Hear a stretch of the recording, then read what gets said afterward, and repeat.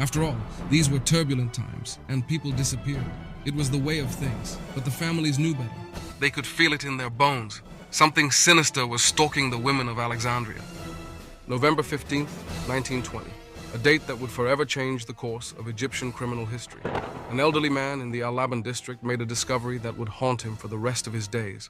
While installing a new sewage system in an apartment building, his shovel struck something that shouldn't have been there. Not metal, not stone. Bones. Human bones. Wives were vanishing without a trace.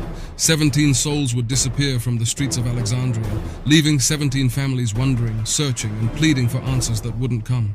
The missing women shared one fatal commonality. They had all been seen wearing their finest jewelry on the day they vanished.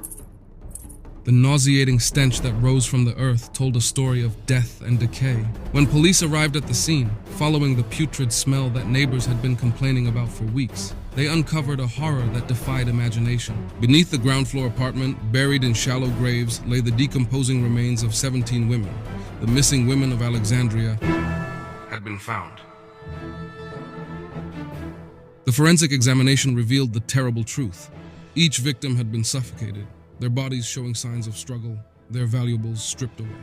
The official investigation determined that the victims died of suffocation and that jewelry theft was the primary motive.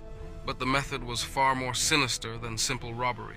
The police investigation led them to two sisters, Raya and Sakina Ali Hammam.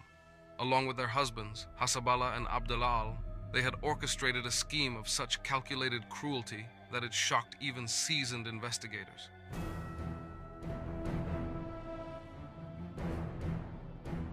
Their hunting ground was the bustling marketplace, where gold glinted and opportunity beckoned.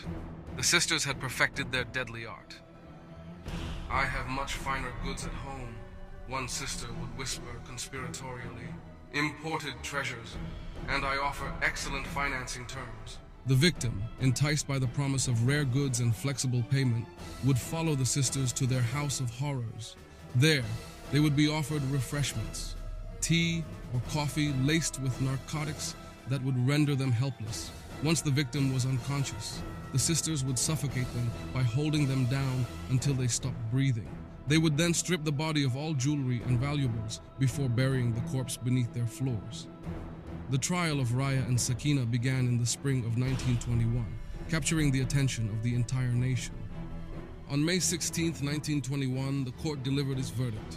Raya and Sakina, along with their husbands and other accomplices, were found guilty of murder and sentenced to death.